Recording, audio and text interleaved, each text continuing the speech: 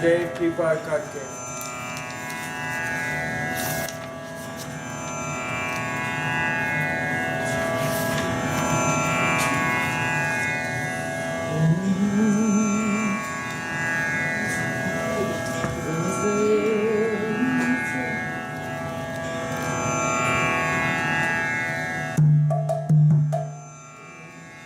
गुरुदेव कृपा करके मुझको अपना लेना।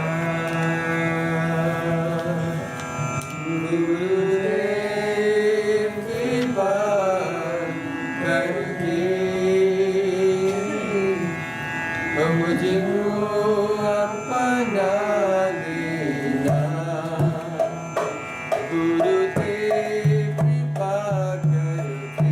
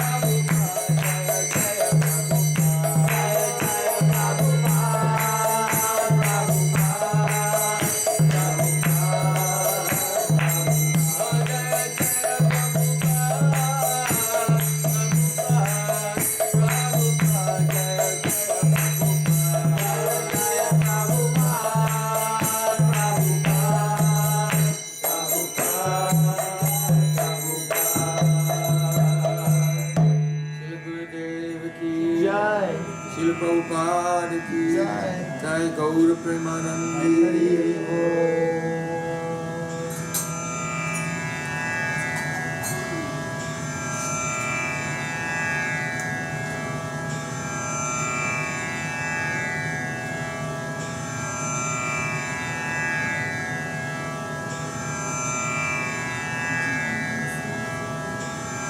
Shri Krishna Chaitanya Prabhu Dwaya Koramore.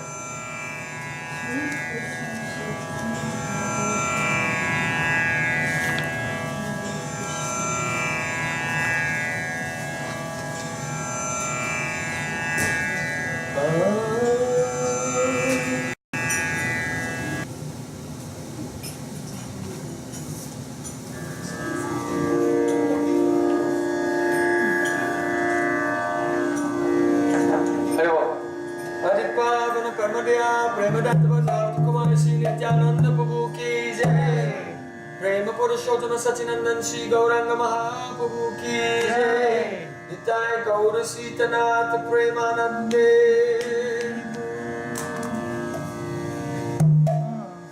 Shri Krishna Chaitanya Prabhu Daya Karo Mohare. Shri Krishna Chaitanya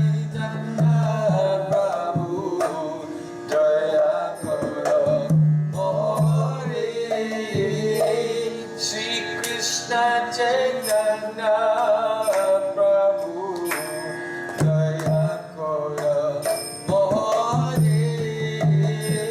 Shri Krishna Chaitanya Prabhu Daya Kora Mohare. Soma Vina Jaya Jagata Sansara.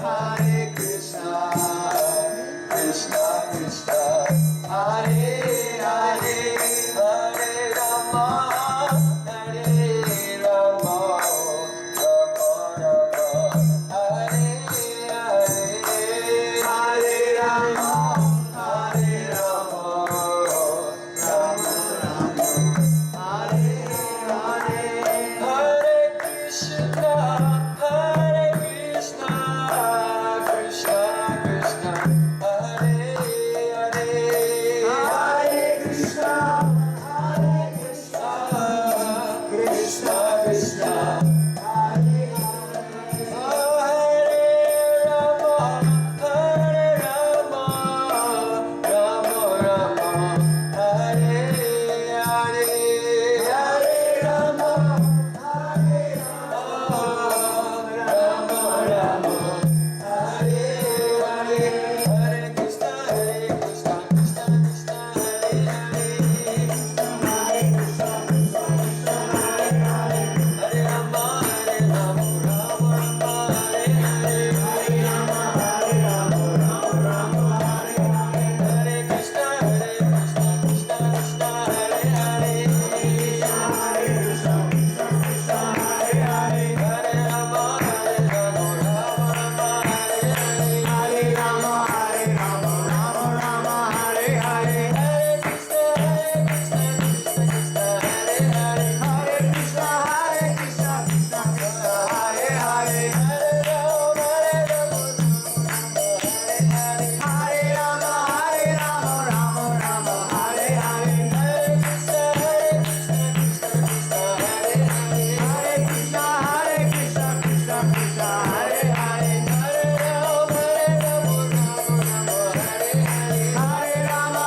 Rama, Rama Rama, Hare Hare, Hare Krishna, Krishna Krishna, Hare Hare, Hare Krishna, Krishna Krishna, Hare Hare, Hare Rama, Hare Hare, Hare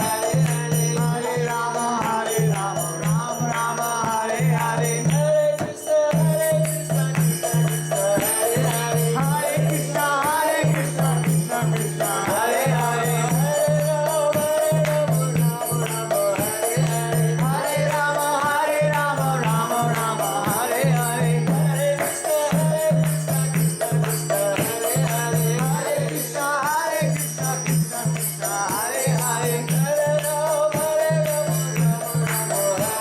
Hare Rama, Hare Rama, Rama Rama, Hare Hare,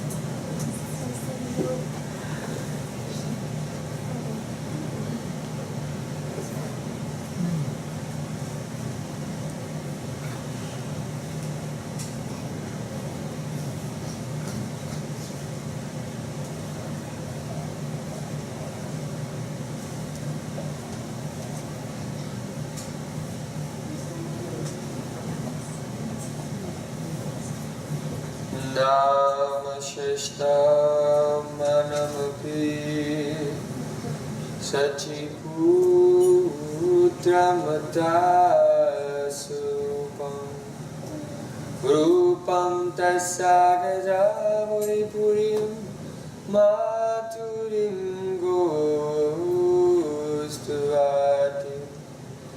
Radha Kundamagirivaram Ahoradika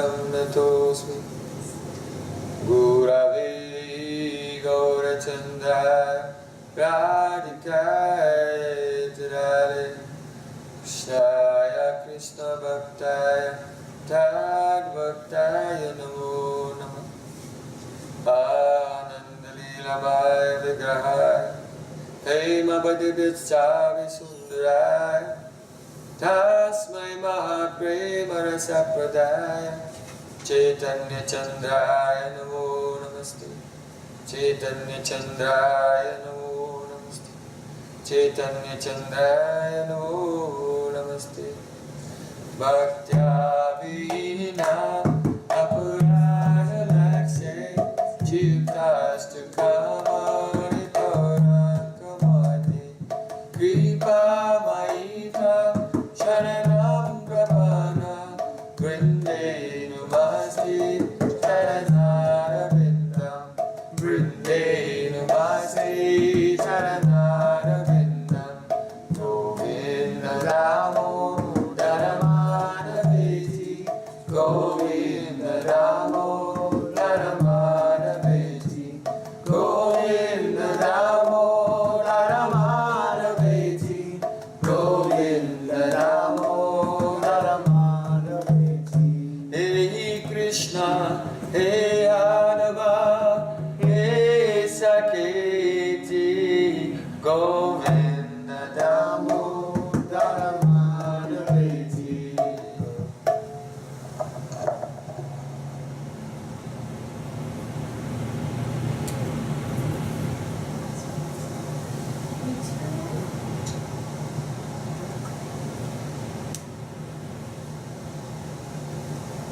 Sham Sundar Shikanda Shekhar Smarha Surali Manohara Radhikarsika Mama Kripanidhe Sopriya Chana Kinkurim Kuru Tavaivasmi Na Jivami Tayavina Iti Vikyaya Devi Tam Nama Charantikam. First of all, I bow down and offer my heart as an offering of flowers thousands and thousands of times at the lotus feet of my holy master, my supremely worshipful spiritual guru, Asmadiya Paramarata Tama Guru Pada Padma, Nitya Leela Parvishta Om Vishnupad, Ashto Tarasata Sishimad, Rupanugacharya Varya, Srila Bhakti Vedanta Narayan Goswami Maharaj. Secondly, I offer my pranam thousands of times at the lotus feet of my Sri Rupanuga Gaudiya Guru Parampara. And I offer my pranam to all the assembled Vaishnavas and Vaishnavis for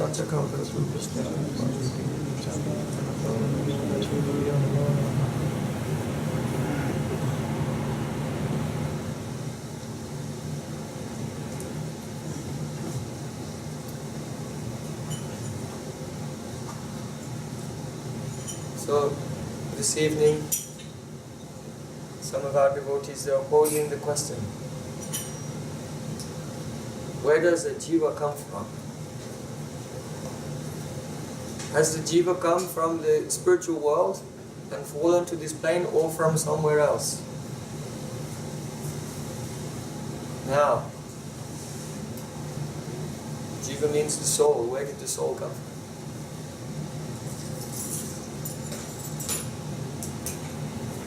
Once, Srila Sanatana Goswami posed this question to Chaitanya Mahaprabhu, Kayami, who am I?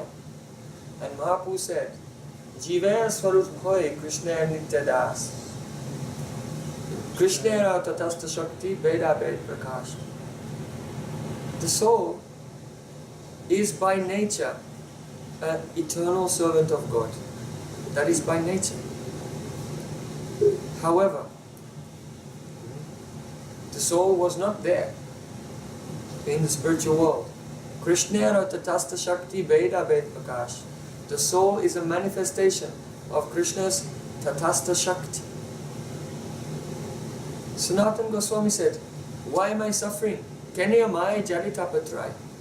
Chaitanya Mahaprabhu replied, Krishna Buli se Jiv Anandir Bahimok Ateva Mayatari Diya Sangsara Duk. Krishna Buli, because the souls have forgotten Krishna.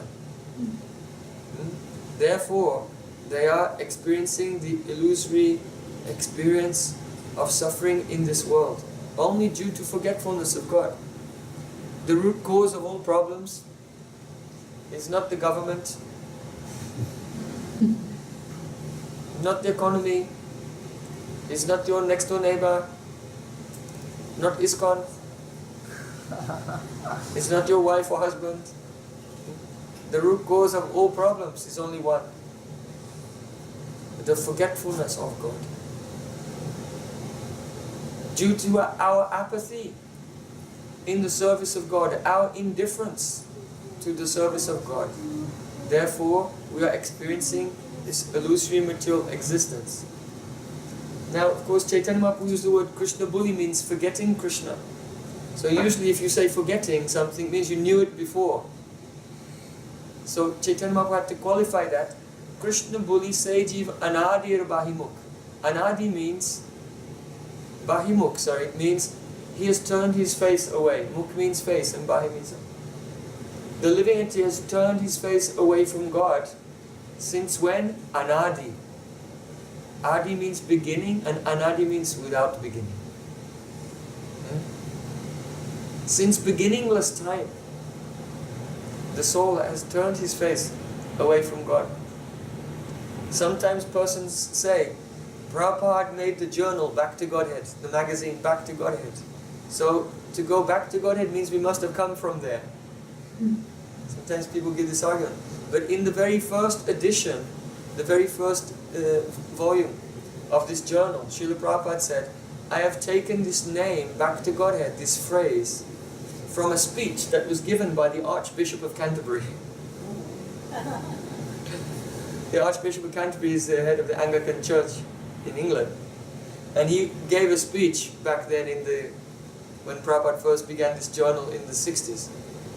And he said that society has, all the people in society, they have turned away from God. And this is the root cause of all the ills. And therefore, the problems can only be solved by turning, if everyone in society will turn back to Godhead. Like this. So, the context in which the phrase Back to Godhead was originally used was nothing to do with the jiva falling from the spiritual world and having to go back there.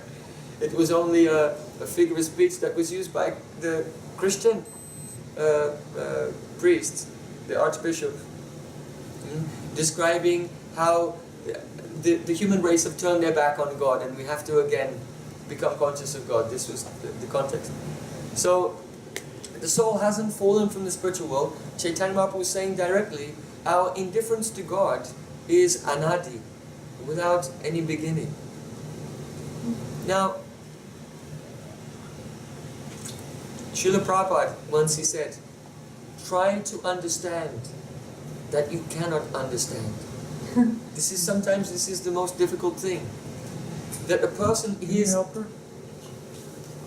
is addicted to the logic and reason because they think they have an entitlement complex.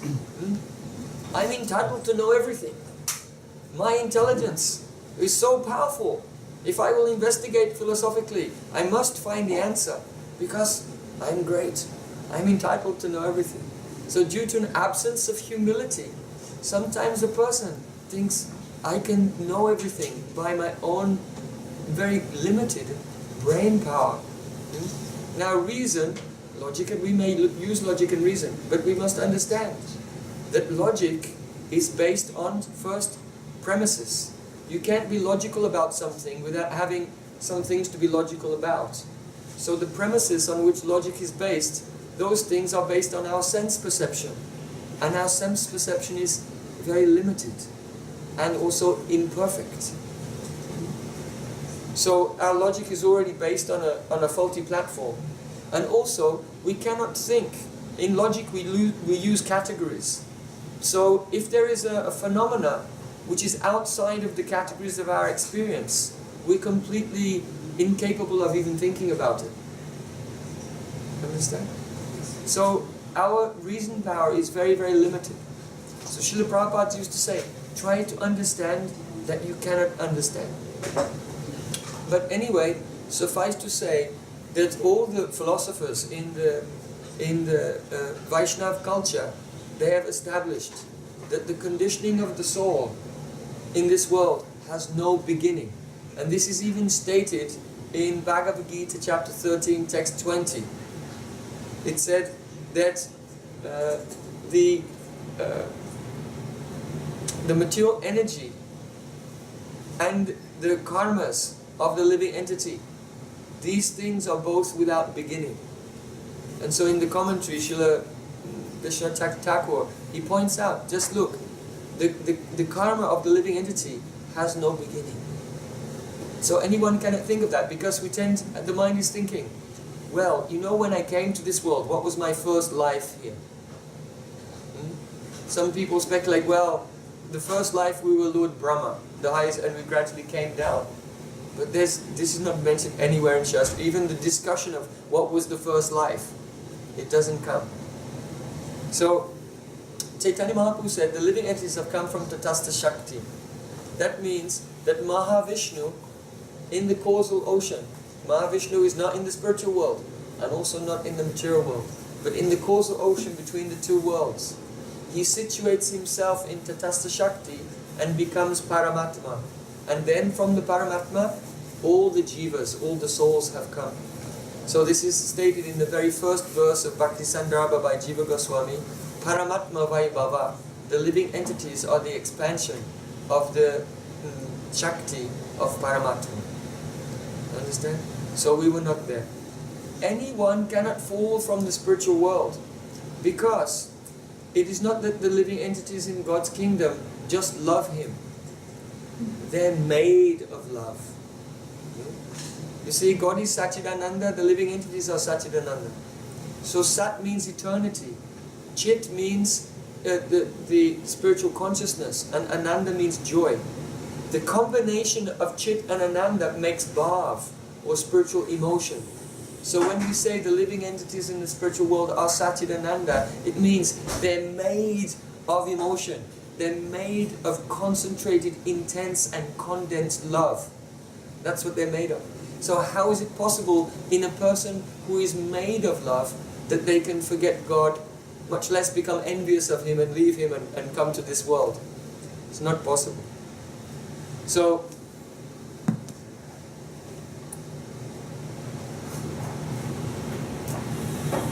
one may say, then why did God make souls that fall into this world from wherever? Not from there, but from the marginal point.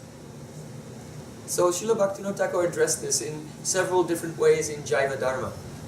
He said, first of all, that God is Purna, complete. And because God is complete, He has different types of pastimes. To be complete, He must have an eternal realm, and He must have also a temporary realm.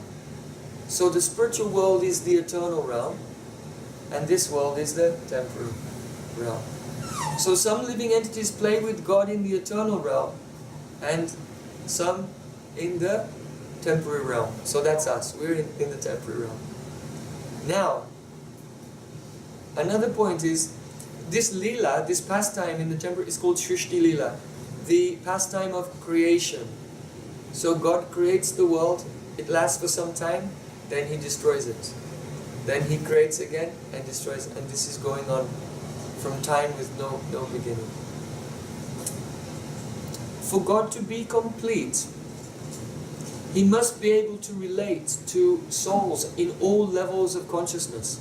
From completely unconscious, like plants, through these insects and fish and animals, human beings, up to demigods and higher beings, up to those who are perfect, who have prem, and then those who have prem, love, up to Sneha, Man, Pranaya, Mahabhav, and all the highest, up to Radharani. You see? So for God to be complete, He has to reciprocate with all types of beings, from the highest love of Radharani, down to just a plant which is practically unconscious. You see, that's his completeness. Now, another philosophical point given by Srila Bhaktivinoda Thakur is, he said that God has a Shakti called Karuna Shakti. Karuna Shakti means the power of grace, the power of mercy. So there are two concepts. One is justice and one is mercy. Justice means when a person deserves something, you give that to him. He's deserving, so quite fairly and justly you give him what he deserves. And mercy means, grace means, a person doesn't deserve anything, but anyway you give them. This is grace, this is mercy. And so, in order for God to manifest His Karuna Shakti, the power of His grace, there must be a living entity who is utterly undeserving, who is completely helpless, who is completely disqualified, who is hopeless and has no chance of becoming enlightened or liberated or saved without help. So guess who that is? Please raise your hand if you're completely lost, completely ignorant, helpless and in need of help, grace, and totally undeserving of it also. Okay, so great. Okay. So, we who have all of those qualifications or disqualifications, if you like, are manifested by the will of God just for the sake of His pastime of manifesting Karun Shakti, the power of His grace, by which He reaches out to us and takes us from our ignorant position and situates us on the platform of the highest love. So this is an amazing adventure, which is intense and full of rasa.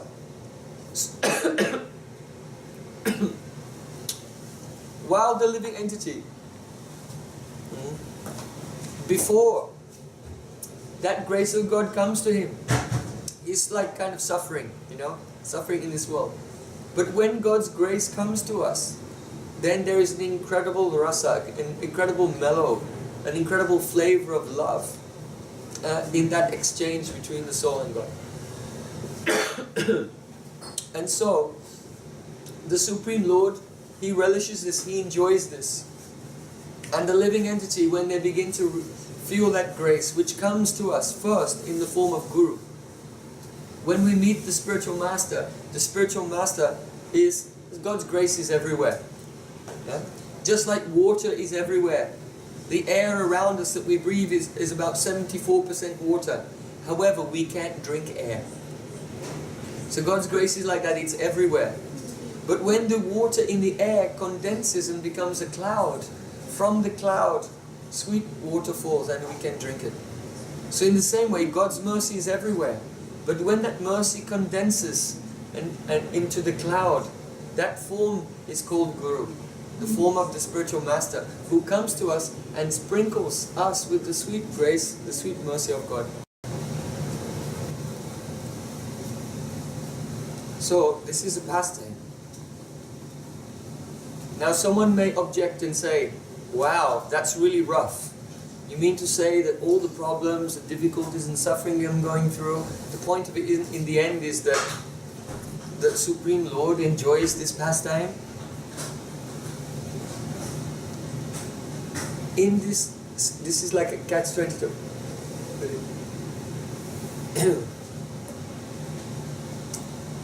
The living entity who thinks that all things are not for the pleasure of God, naturally he will be in Maya, in illusion. And due to the influence of illusion, when he tries to think about God, he will always come up with the opposite conclusion, which is than the truth. So the person who has not accepted in the heart, oh my Lord, nothing belongs to me. Even my own soul does not belong to me, my soul even belongs to you.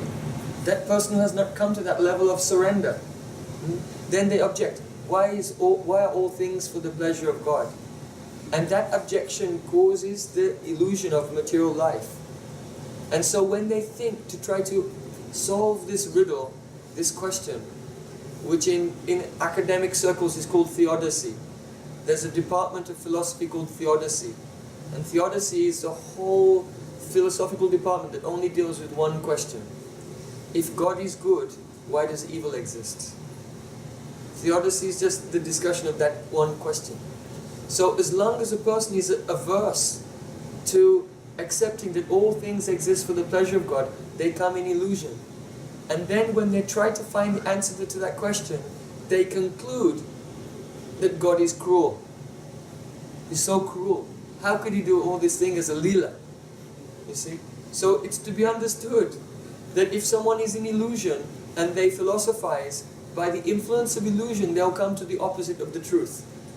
So when you try to think about this and think, wow, God's really cruel to make this world the way it is, you can know that God is full of mercy, because you've come to the opposite conclusion. Because illusion always makes you come to the opposite conclusion. On the other hand, when a person accepts, oh my Lord, I live only for your satisfaction, and whatever difficulties I have to go through, if ultimately that gives a joy to you, then I accept it. Then that person becomes free from illusion, and when that veil of illusion is lifted, then they can experience how Krishna is completely full of mercy, unlimited grace, unlimited grace. So don't try to get too cerebral about this. You know, in Jiva Dharma, one character, his name is Brajanath. And Brajanath, before coming to his spiritual master, he was a professional logician. He was skilled in a system of logic in India called Navya Nyaya, the new logic, which is so powerful you can make black white and white black. So he was trying to understand the transcendence through his logic, and he kept requesting his guru, well, why is it like this, why is it like that, in regard to this very issue of the soul, how the soul came to be in this world. And after giving all the list of answers that we've discussed in the last 30 minutes, his guru just said, just stop. Stop there. If you try to go further, what will happen? Because the spiritual substance never comes within the limited capacity of mature intelligence, when you try to grasp something spiritual using the mature intelligence, you come away empty-handed, with nothing. And then you look at that nothing and think, that's the truth. And that's more or less an explanation of Buddhism. Because in Buddhism, they have a very elaborate philosophical approach to analyzing the world. But what happens when they try to grasp the transcendence through the philosophical process, they come away with nothing. And then, well, this is the truth. Shunya, shunyavad, the emptiness. So, the reality is beyond the limitation of the material mind. And therefore, it can only be discovered, his guru said, by cid-anushilanam, means by a spiritual cultivation. By spiritual cultivation. The nature of the soul is to be the servant of the Supreme Lord. And so, if a person who is not actively engaged in the acts of service, in the dynamic expression of loving service, if a person is sitting and philosophizing, they'll catch nothing, because they're not acting on the platform of truth. Whereas a person, even without the exercise of philosophy, engages all of their senses in the expressions of loving service to God, because they're acting on the platform of truth, then that reality awakens within their consciousness, automatically. So reality is not something that we can catch by our intelligence, but when we become yukta, the word yoga means connection. When we become plugged in, when we become connected with the Supreme Truth through the dynamic activity of service, then automatically the darkness of illusion is dispelled, and the light of love, the light of devotion illuminates the truth. So these are some thoughts on the nature of the jiva. There's one more very deep idea in this regard, it will be understood by those who have been studying Bhakti for some time, so I'll just take a few minutes to... If you're new to Bhakti, just bear with me for a few minutes. In the spiritual world, Krishna plays in different dimensions. So the prominent dimensions, of course, are Vrindavan, Mathura, and Dwarka. In Vrindavan, there is the sweet and human-like pastimes, Madhurya Lila. And then in Mathura, there is some sweetness, but also the opulence. And in Dwarka, the opulence of the pastimes is predominating. Understand? Now, in this world, when the Leela of Krishna is going on, he appears in Vrindavan. After some years, he goes to Mathura, and shortly after that, he goes to Dwarka. So, in the Leela, when it's manifested in this world, he's not in all three dhams at once, but he moves from one to the other. Right? But in the spiritual world, he's present in all three dhams at the same time. Eternally, in time with no beginning and no end. Now, let's see. In the Leela in Mathura, all the persons there who are serving him, they know when Krishna was a boy, he lived in Vrindavan. Right? But he came here, he killed Kamsa, and now he's enjoying his pastimes with us here in Mathura. They all have this impression, this idea. However, in the spiritual world where Krishna is eternally in Mathura, there was never a time when he came there. You understand? There was never a time when he came. He's eternally in Mathura with the associates. Only they have the impression from Yogamaya that once upon a time, he came, as a boy, he came from Vrindavan, he killed Kamsa, now he's here with us. But when did that happen? It's anadi. This has no beginning. It's an impression made by the power of Yogamaya for the sake of the Leela. You see? And so they cannot ask, the question doesn't come in their mind, well, what did I do before he came here? Right? Because there was never a time when he wasn't there. Because the Leela is going on eternally there. So Vishwanath Thakur says, in the same way, the jivas who are in this world, they cannot raise this question, when was the time when I came here? And what was I doing before I came here? Because the very experience of being in the material world is manifest by the immense and inconceivable power of Krishna's Maya. In the same way that the immense and inconceivable power of Krishna's Yoga Maya functions in Mathura, whereby the persons, they are there, but they cannot have any conception of what happened before he came because it never happened. You see? And so, just as their position is inconceivable in the spiritual world, so the nature of our beginningless condition in this world is the same. It's an impression made by the immense power of Krishna's Maya. You see? And this is why when you try to touch it with your intelligence, you cannot. So is that helpful, giving the example of the residents of Mathura? To help you understand the immense power of illusion. And so you can just come back to Prabhupada's little sutra, if you like. Try to understand that you cannot understand.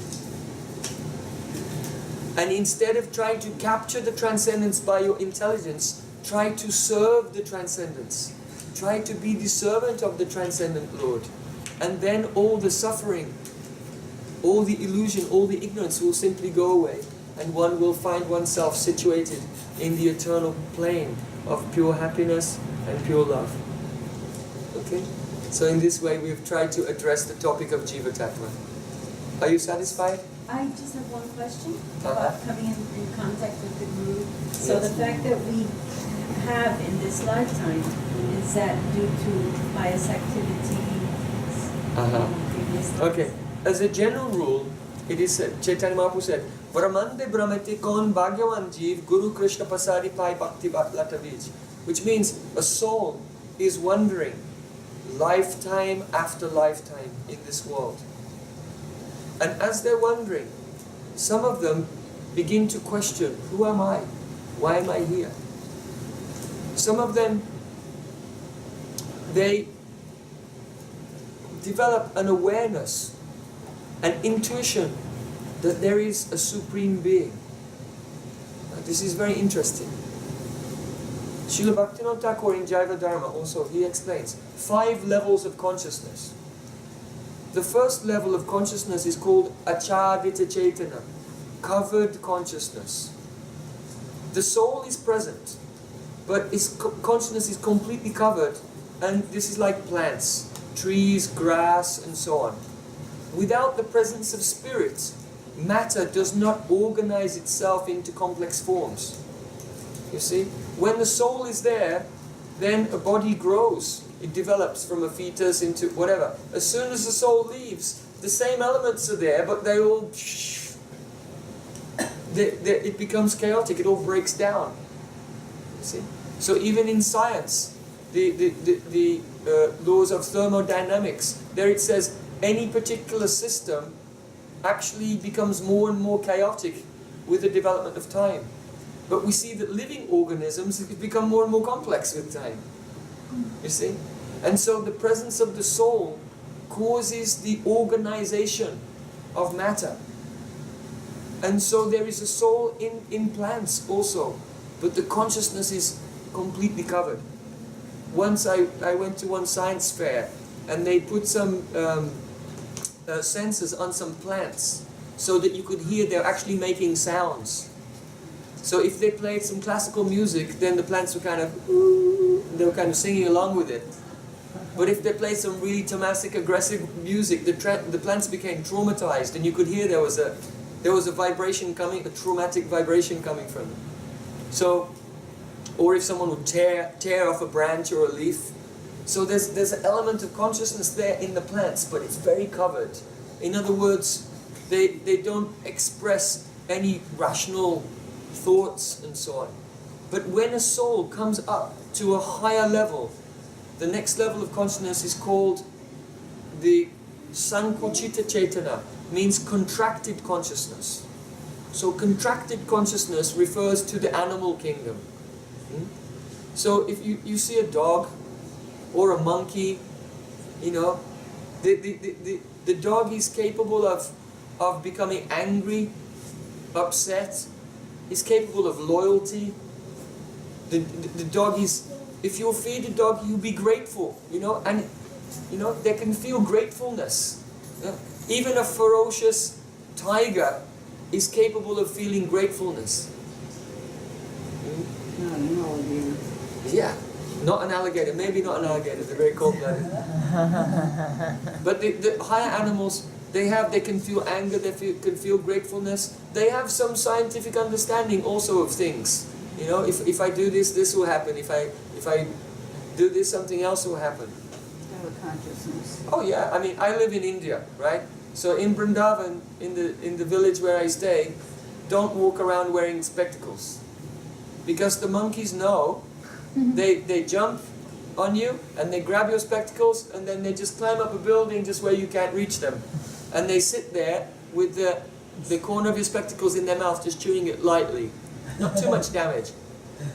And they're just waiting for you to go to the marketplace, buy some bananas, and when you give them the bananas, they give you your spectacles back. Train them. Yeah. So even monkeys know how to do business. So, but what's the difference between the animal and the human being? That the animal eats, the human being eats. The animal has sex, the human being has sex. The animal sleeps, the human being sleeps. We have a conception of death and what happens after. The animals defend themselves, but with claws and teeth. And the human beings defend themselves with whatever. Sometimes with claws and teeth. With machine guns and missiles and so on. So these principles of eating, sleeping, mating, and trying to defend oneself due to fear, these are common to human beings. Human beings just do it in a more sophisticated way, sometimes. However, the human has this added element of dharma, a sense of duty, a sense of morality, a sense of philosophy. They can ask the question, who am I? Why am I here? And so on. Is there a God? Where did I come from? This is the added element there in human beings. So the lower level is called covered consciousness, Achabitena. The next level is called Sankuchita-cetana, the contracted consciousness of the animal. And then the next 3 levels are human levels. So the 3 levels of human consciousness are called Mukhalita-cetana. Mukhalita means budding. Just like a flower, before it opens is a bud. And the flower is just about to open. That is called budding consciousness. Then the next level is called Vikasita-cetana, blossoming. The flower blossoms. And then finally, Purna Vikasita, fully blossomed consciousness. So our happiness and our knowledge is a function of how much our consciousness is opened. Whether it's budding like a flower, or it's blossomed, or it's fully blossomed. So, the human beings in the stage of the Mukhalita Cetana, they are human beings, but they have no awareness. What is God? They cannot think of what is God. They think of reality as being something. But when the consciousness opens a little further, instead of thinking reality is something, he thinks reality is someone. You understand? Not something, but someone. It's a sensitivity that comes when the consciousness opens more. It's just like in psychology there's a test. The psychologist with the child, say the child is 2.5 or 3 years old. The psychologist said, "What color is this book?" And the child said, "Blue." And then he turns it around and says, "What color is this book?" And the child says, "White." And then he turns it around again and asks the child, "What color am I seeing?" And the child says, "Blue." The age of about 3.5. And that continues. When the child's about 5, then when he asks, "What color am I seeing?" the child says, "White." Because there's a stage in the development of consciousness when you don't see everything just from your point of view, but you're aware of the consciousness of another being, and you have the power to see things from the point of view of another being. So that comes with the maturity, the development of consciousness. So in the same way, when a person is in a lower consciousness, they see the world, they see the universe, and they think it's a thing. But when the consciousness expands further, then they become aware, no, I'm looking at the universe, but some consciousness out there is looking back at me. Someone's looking back at me.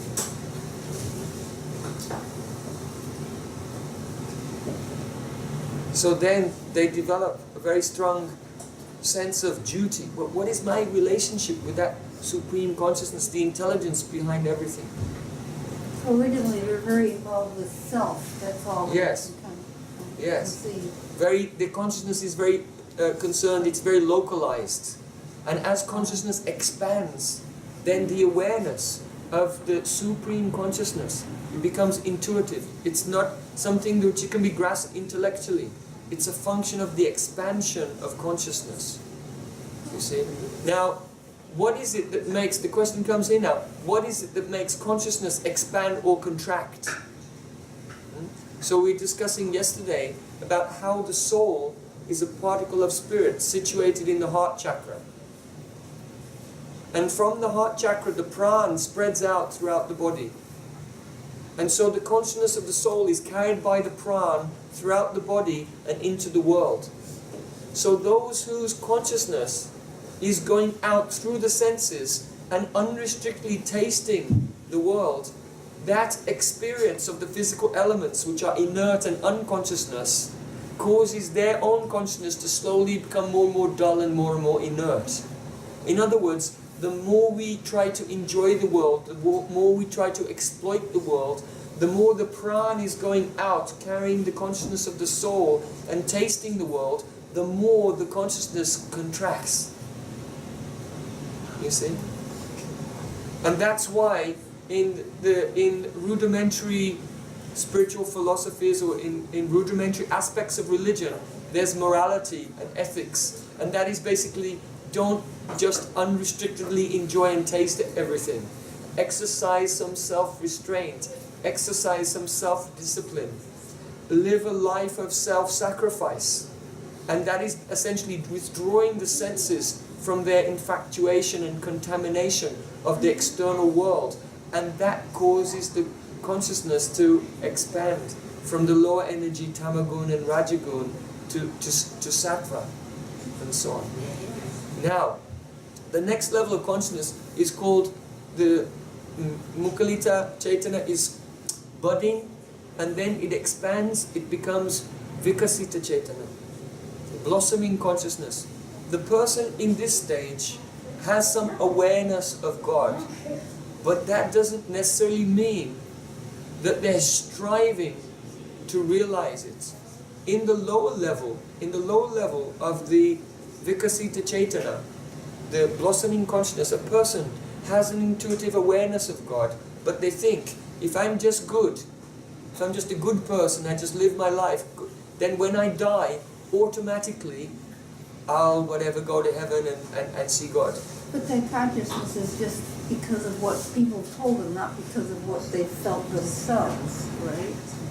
Well, it's always a combination.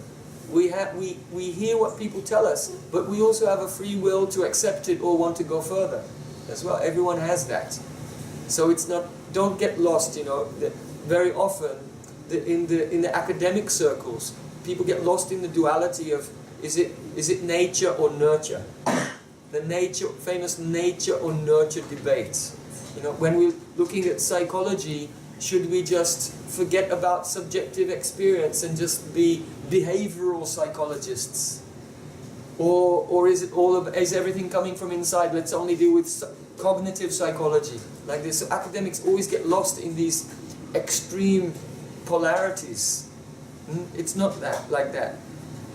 We come into this life bringing with us impressions from the previous life. And so even, parents who have twins, every parent who has twins will tell you that they're totally different. That they're two different characters, even though they had all the same influences in their life right from the beginning. And the reason is that though two people may be born as twins, they're coming from completely different previous life's experience. And they bring those impressions with them into this life. And they're two different people.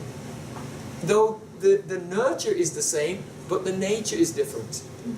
But of course, our environment will also influence us. So both aspects, nurture and nature, both are there.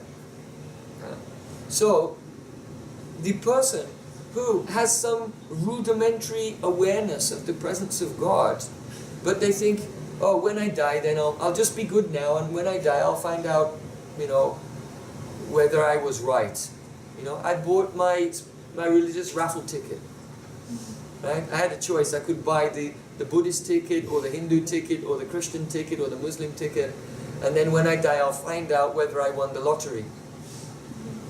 Right? Okay. So then you die, and oh no, the Jehovah's Witnesses were right. I bought the wrong lottery ticket. No, it's not like that. Spiritual life is not a gamble. You see, if you don't have an awareness of God right now, right, and when you die, what will happen is basically nothing. Because death is just a change of body. Just because the soul is transferred to another body will not facilitate any change in your consciousness whatsoever. You're exactly the same person now in another body. That's what you're not automatically going to graduate from the ignorance and become enlightened just because your soul was disconnected from one body and connected to another one. It's like if you call me on my cell phone and you're talking to me, and then the line goes dead. Oh no, she's dead. No, you're not dead. You just got disconnected from this particular machine through which you're talking to me. Then you call me back on my other phone. Like that. It's just the same person. You were talking through this machine, you were disconnected, now you reconnected through another machine. Like this. So death is just like that. The soul is disconnected from one body and then just reconnected somewhere else. So what does that mean? That means that you're not going to get a free gift when you die. You'll be the same. That means when you're alive, you must strive to develop your consciousness, to develop your awareness. And that striving is called sadhana, or a daily spiritual practice. Sadhana is the daily spiritual practice. So the persons who are in that stage called vikasita cetana, or blossoming consciousness, there are those who have some awareness of a supreme consciousness, but they're not striving. They're just they're basically complacent, spiritually complacent.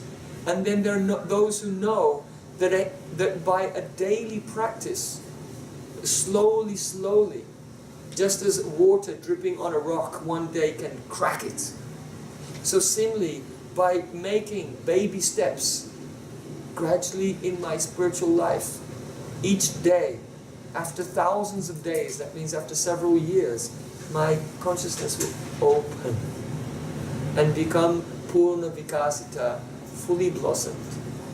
So that fully blossomed stage of consciousness is called bhava.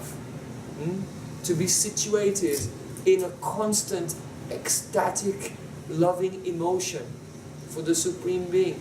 And that love is the light by which one sees the beautiful form, the spiritual form of the Supreme Being. So sadhana, the daily practice, is what we do to awaken that emotion. Now that emotion is not something that you generate.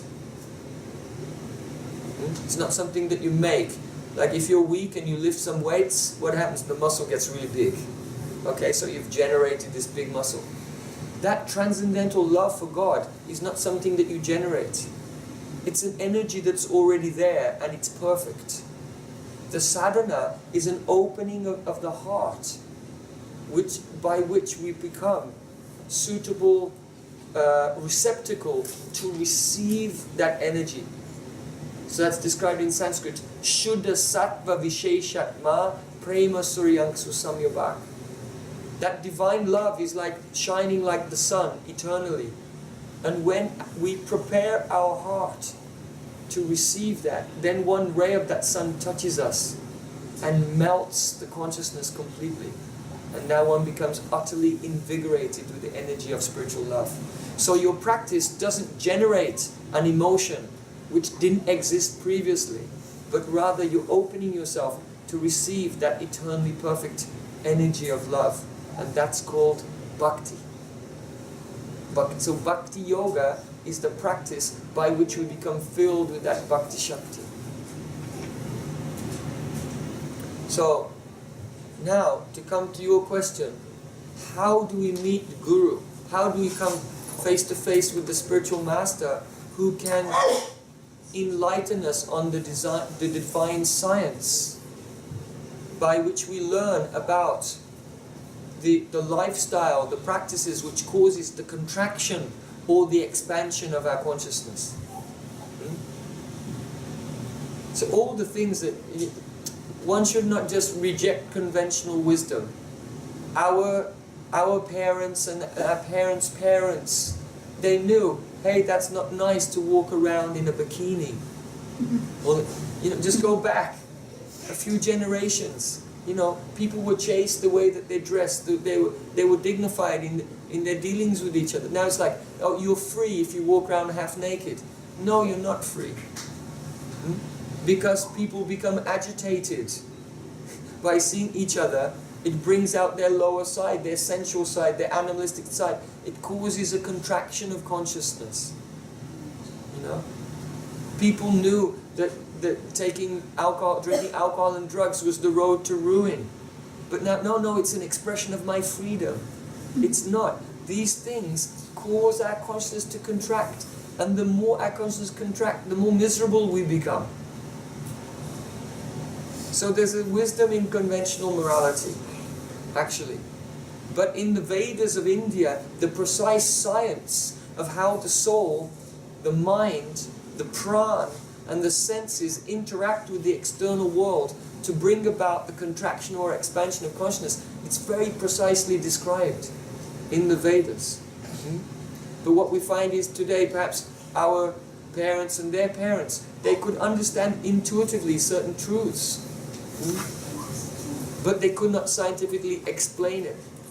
So gradually, by the media attacking the conventional values again and again, there's been a gradual contraction of the whole consciousness of society. So we see the morality of society breaking down, and people on the whole are less happy today than before. Especially women have become psychologists. They've studied. Huh?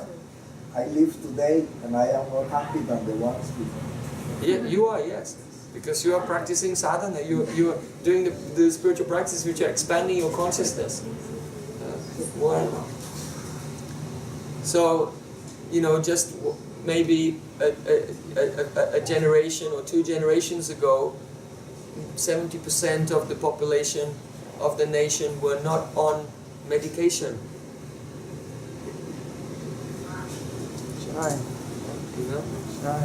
So, anyway, so we're speaking about the science of the contraction and expansion of consciousness. From the Guru, we learn how our consciousness will expand to its fullest extent of receiving the divine energy of prem, love for Krishna, the all-beautiful, all-attractive, all-artistic, romantic, adventurous, and all the things that we are attracted to are there in the Supreme Being, because He is the source of all of those things. So, when a person is wandering through many lifetimes, and they do some pious acts, they somehow or other come in contact with some acts of devotion. Each act of devotion that they do has an immense power, which is beyond time, which is not lost. Lifetime after lifetime it accumulates, and that is called sukriti. And when that sukriti reaches its critical mass, then the soul comes face to face with Guru, with the spiritual master.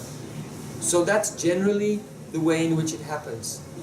But occasionally it's not unheard of that sometimes, by the grace of God, the Guru may just approach and give mercy to a person who, that's really mercy. They're undeserving. They're undeserving. But those who have acted piously in the past and who have been searching, when they meet the spiritual master, then they feel, now Supreme Lord is talking to me through this saint.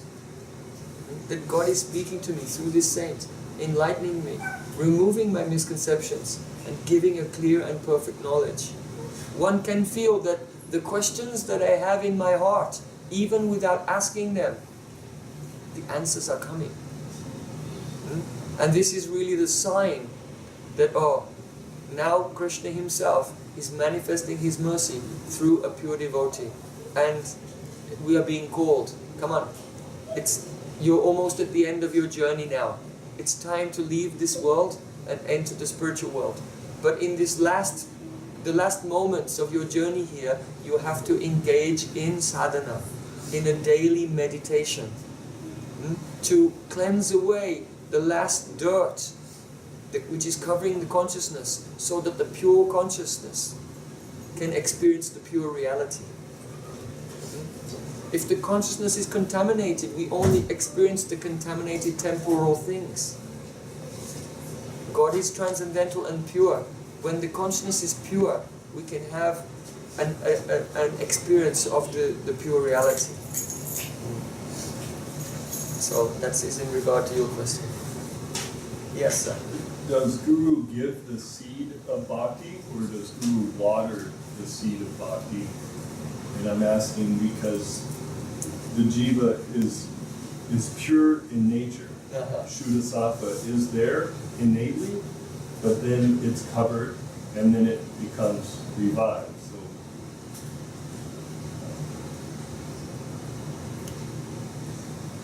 Okay, now this is a very big question and very interesting question. Does Guru give the seed of devotion that grows into the fruit of Prem? Or is it already there? Is it already there in the living entity? This analogy of the seed of devotion it's an analogy, it's a metaphor. Just like a farmer plants a seed in the ground and gives water, it grows, flowers come, and then fruit. So Chaitanya Mahaprabhu has used this metaphor. So it's not that the seed of devotion is actually like a seed, but rather it's the Bhakti Lata Bij is called Seva Vasana, the desire to serve. See, the living entity in this world for many lifetimes wasn't thinking about serving, thinking about self-serving. He was thinking about taking. He was thinking about exploiting. He was thinking about absorbing from his environment things for his own satisfaction. So Param Pujapad Srila Bhakti Rakshak Shiromaj used to say, the soul is not an absorbing unit. The soul is an emanating unit. And this is the difference between an ignorant person and an enlightened person. The ignorant person thinks, I'm an absorbing unit, I have to take. And the enlightened person thinks, I'm an emanating unit, I have to give. And that giving, if I give, then I have nothing left. No, the spiritual things are not like that. The more you give, the more you have. That's the transcendental mathematics. Once I went to Israel, and I came on the Sea of Galilee, and we came to one chapel there, and there was a stone, looked like a Govardhan Shila actually. So I went in, I gave my obeisances there. This stone, it's said to be the stone where Jesus he had 5 loaves of bread, and he broke it and was feeding the 5,000 people. So he broke it, and he kept breaking it, and the more he gave, the more there was. And in the end, they picked up all the crumbs, and there were 12 baskets full of bread, which is more than he started with. And that was just from the leftovers. So this is given as an illustration of the spiritual maths. There is no scarcity. Give, and give more. The more you give, the more you'll get. This is really the nature of the soul. And so, what the seed of devotion, the Bhakti Lata Bij means, Seva Vasana. The feeling that I am a servant. That I should not work and act for my own satisfaction, because that leads to more and more dissatisfaction. But I should just try to serve and please God. So when the living entity associates with the Guru, he gets that desire. That desire awakens in him because the Guru already has Bhakti-shakti in his heart. And that Bhakti-shakti is reflected into the soul of that person, and then it becomes active in them. So the Bhakti Lata Bij is not a thing. It's not a thing. It's a function. It's a vritti. Vritti in Sanskrit means function. It's a motion. You see, so it's not a thing. That's what people get really, really mental over this. Is it there or is it not? We can't say it's there or it's not because it's not a thing. It's a vritti, it's a function. If you didn't grasp that, let me give you a simple example. Right? We all have a body. So my body, I can run. I can run, right?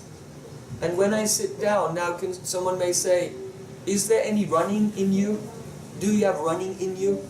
No, running is not a thing, it's a function that I can do. You see?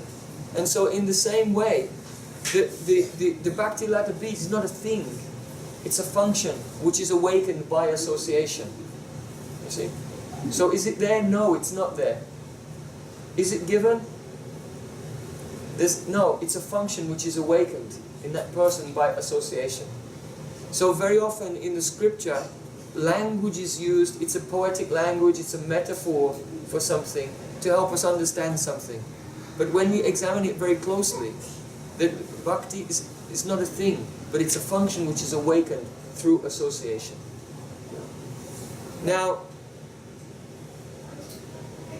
is the swarup or the spiritual form of the jiva present in him, or is it something that's given? So one is the inherent theory, and one is the the imposed theory. In other words, is your spiritual form inherent in your soul, or is it imposed upon you from outside? This question is there. So this is very interesting.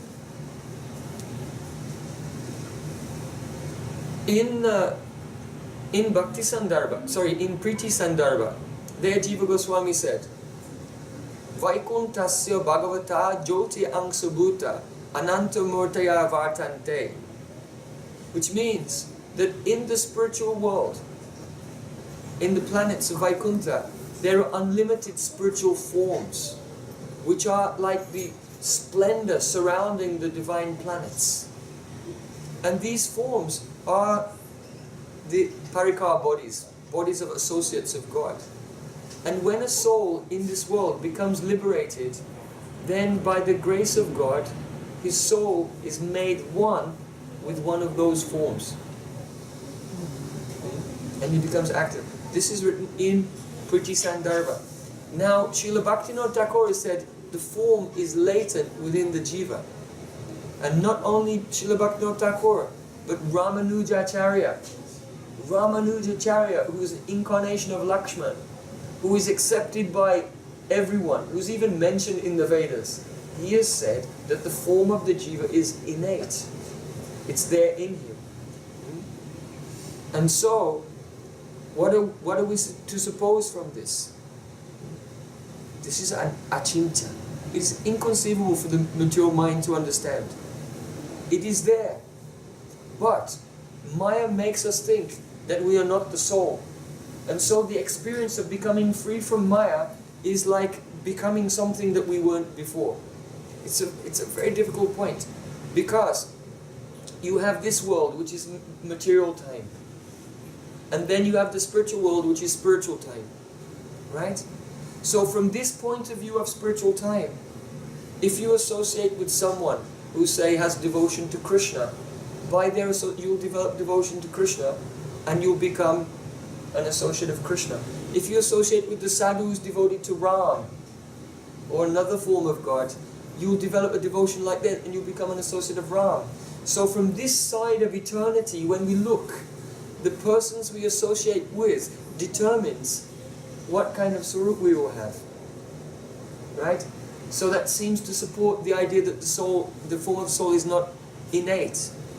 But if you look from the point of view of eternal time is the eternal present. Eternal time has no duality of past, present and future. It's an eternal present. And so, that moment when you leave material time and enter the spiritual dimension and have a spiritual form is an eternal reality. Right? Which means in one sense it exists now. You see? So those who say the form is not there and it develops by the persons you associate are looking at the subject from this perspective of material time. And those acharyas like Srila Bhaktivinoda Thakur and Ramanujacharya are looking at the same subject from the perspective of eternal time. So they're actually saying the same thing. It just looks different. It's just like, oh, this book's coming in really useful today. If I say to you, what shape is that book? You'll say square. And if I say to you, what shape is that book? You'll say, well, it's kind of long rectangle like a pencil. Like that. It's the same book, but when you look at it from this side, it's fat. And when you look at it from this side, it's thin. And so it's a little like that. Depending on which point of view someone is describing that phenomena, Jiva Goswami has described it from this perspective.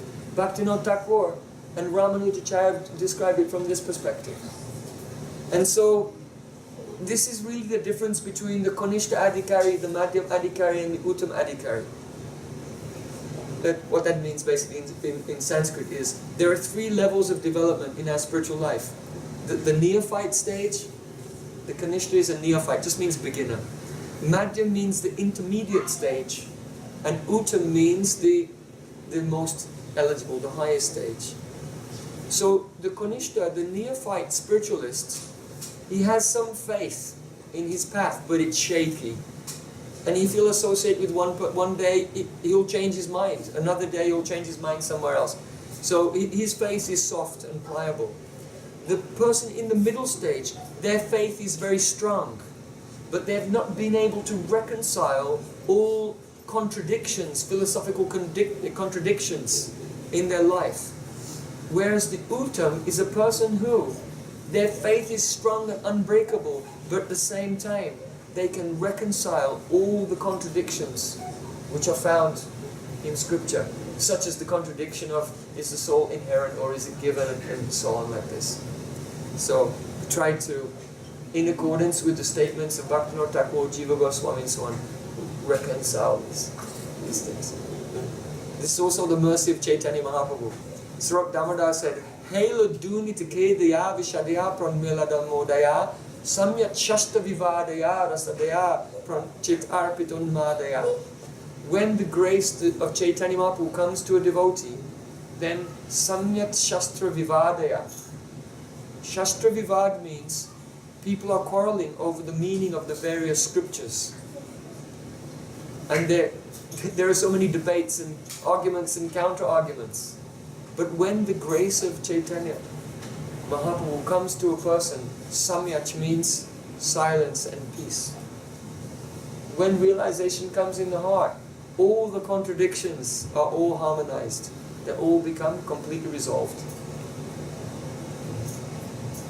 That verse, Nitya Siddha Krishna Prema Shadi Sad kavunai, shavanadi shuddhachiti karya uday. So that kind of summarizes that in a sense also. Here, Next question. here, let me just address this point. Nitya Siddha means eternally perfect. Now that's called a pyar. What you just called it. It's in Bengali. So Bengali rhyming couplet is called pyar. Nitya Siddha Krishna Prem Prayojan Prabhu Shravanadi Shuddhachiti Korya Uday.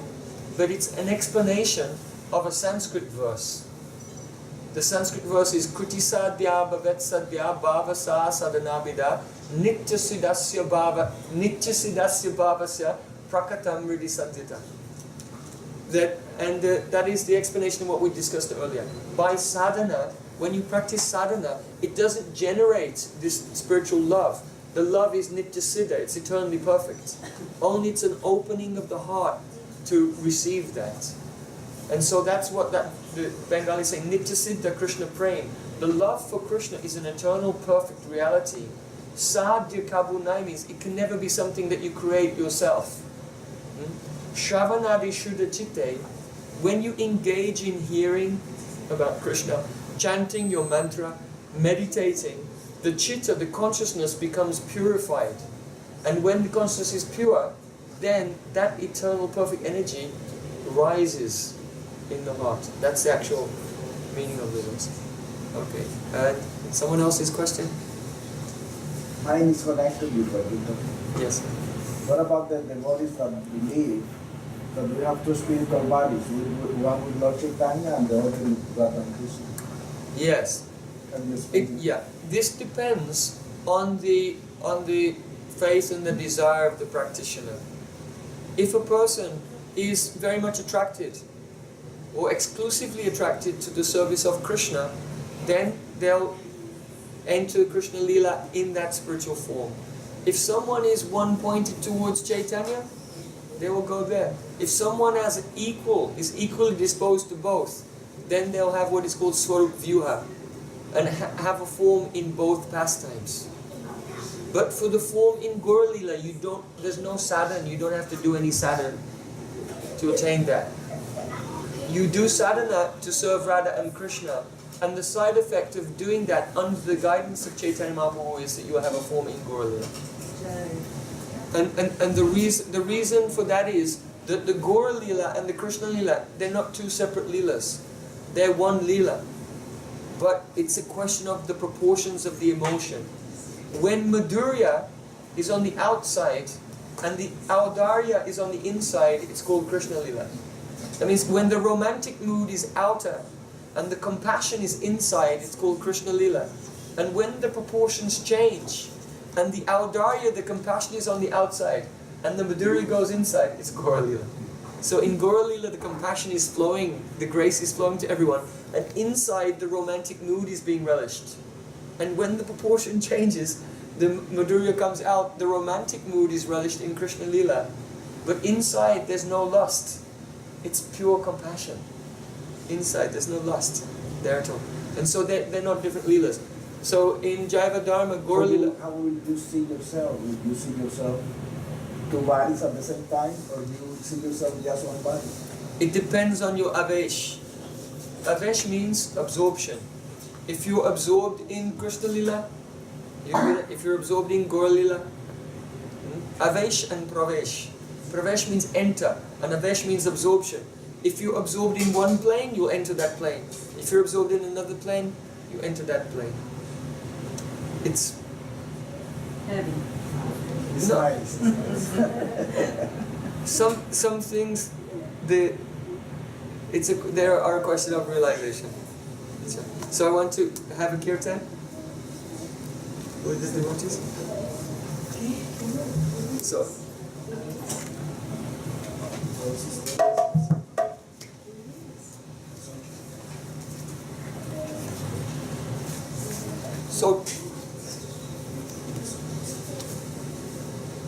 the chanting of the mantra is the essence of all spiritual life. If one can give attention and focus on the quality of our meditation, the quality of our chanting, then our life can be transformed from one day to the next. The difference between night and day. So first of all, when one chants the mantra, one should have a very firm conviction that I am not chanting. The Sanskrit word ahankar means ego. But if we break down the word ahankar, aham means I am. Aham means I am in Sanskrit. English is derived from Sanskrit. English is an Indo-European language. The word Indo means derived from Sanskrit. So aham means I am, and kara means the doer. Ahankara. Ego is the illusion that I am the doer. So when you chant, rather than thinking that I am chanting, which is a conception of ego, and to hold on to that ego is the 10th offense to the holy name. Aham mamadi paramo namni sopyaparada krit. It is an offense, even after hearing the glories of the holy name, to chant without affection. And the absence of affection is characterized